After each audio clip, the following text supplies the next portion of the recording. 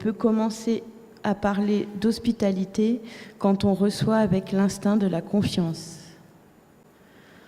L'hospitalité, c'est entre la personne qui reçoit et la personne qui est reçue. Ça naît de l'honneur de ce qu'on a au fond du cœur. Ça dépasse la foi. On ne regarde pas qui est la personne ni d'où elle vient. C'est beau quand c'est un don mutuel et quand il y a de l'échange. C'est bien de prendre les gens chez soi, mais des fois ça peut être un danger. Il faut se méfier. Moi, j'ai été volée. C'est bien l'hospitalité, mais c'est très difficile. Ça peut nous mettre dans des situations infernales. Il faut savoir mettre les limites. J'étais tellement dans la difficulté que je dormais dans la rue.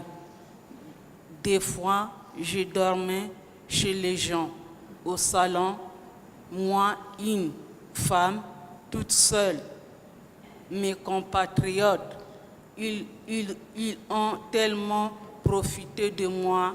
Maintenant, je préfère demander au bon Dieu de me donner ce que j'ai besoin, mais pas demander à un autre humain.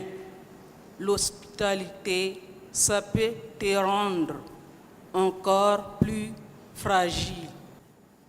Moi, j'ai toujours mis des gens chez moi. C'est le Seigneur qui me dit de faire ça. Et ma récompense, ce n'est pas par les gens que je la trouve, c'est par Jésus. C'est lui qui me le demande. Il voit que je fais ça, que ça vient de lui. Pour moi, c'est une récompense. Il y a beaucoup de choses qui se font dans l'hospitalité. C'est vrai, ce n'est pas facile. Il faut se respecter l'espace de l'autre. Il faut poser des jalons, directement et gentiment. Poser des jalons, c'est ça l'hospitalité. Si on reste sur sa peur, qu'est-ce que devient l'autre? Partout, dans le milieu de pauvreté, quasiment toutes les personnes ont été confrontées à l'accueil et à l'accueil chez elles, à l'accueil avec hébergement.